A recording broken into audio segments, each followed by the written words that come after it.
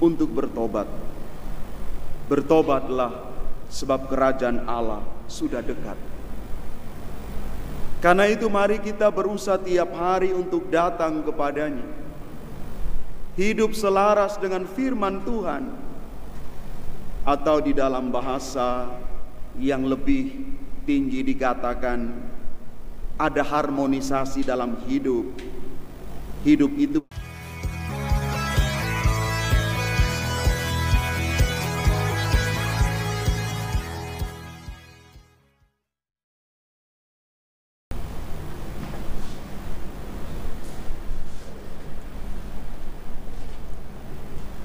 Bapak, Ibu, Saudara dan Saudari, umat Tuhan yang terkasih,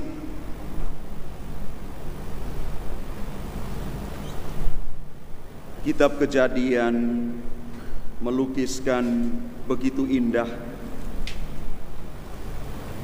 tentang kita manusia yang adalah gambar Allah, citra Allah, yang diciptakan dengan tangan Allah sendiri, jatuh di dalam dosa. Manusia pertama menjadikan kita semua mengambil bagian di dalam hal yang sama. Karena ketidaktaatan kepada Allah, maka kita masuk dalam lingkaran dosa, hubungan kita menjadi rusak, relasi kita dengan Tuhan dan sesama, dengan diri sendiri dan alam menjadi rusak.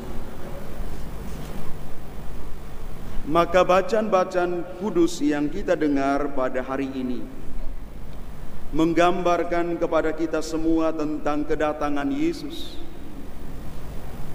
untuk menyelamatkan kita. Bacaan pertama dan bacaan Injil menulis dengan begitu indah, Yesus sesungguhnya adalah terang sejati yang menunjukkan jalan yang benar supaya kita menemukan kembali keselamatan yang hilang. Kita dipanggil untuk bertobat dan sekaligus bersaudara. Maka supaya terwujud panggilan kita ini, ada beberapa hal, paling kurang 3 refleksi yang ingin saya bagikan kepada kita. Bagaimana pada akhirnya kita mewujudkan bersama panggilan Tuhan itu di dalam diri kita untuk bertobat dan bersaudara. Yang pertama, kita belajar tiap hari untuk menanggapi seruan Yesus untuk bertobat. Bertobatlah, sebab kerajaan Allah sudah dekat.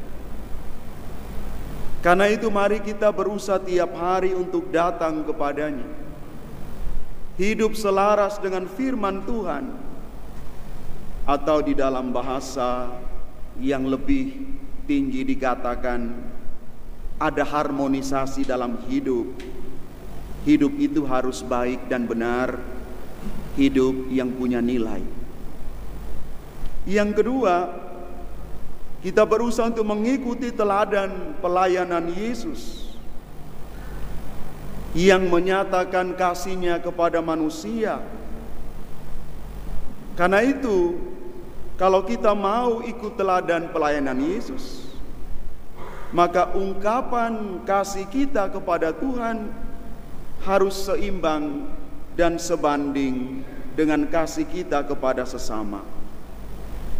Kita menjadi orang-orang yang punya belas kasih, bukan pilih kasih. Dan yang terakhir, kita belajar dari Yesus bagaimana Dia mengawali dan mengakhiri setiap karyanya dengan doa kepada Bapanya. Yesus tidak sibuk untuk Bapa, tetapi ia tidak saja sibuk untuk Bapa, tetapi juga sibuk bersama dengan Bapa. Maka kita diminta supaya menjumpai Yesus tiap hari di dalam intimitas rohani kita.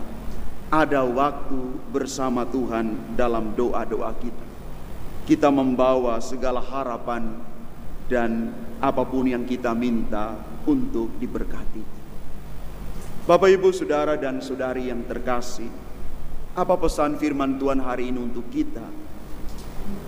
Yang pertama, dalam kegelapan dosa, ternyata kita membutuhkan Yesus supaya membawa kita dari kegelapan dosa dan kelemahan-kelemahan kita menuju terang harapan, iman, dan kasih.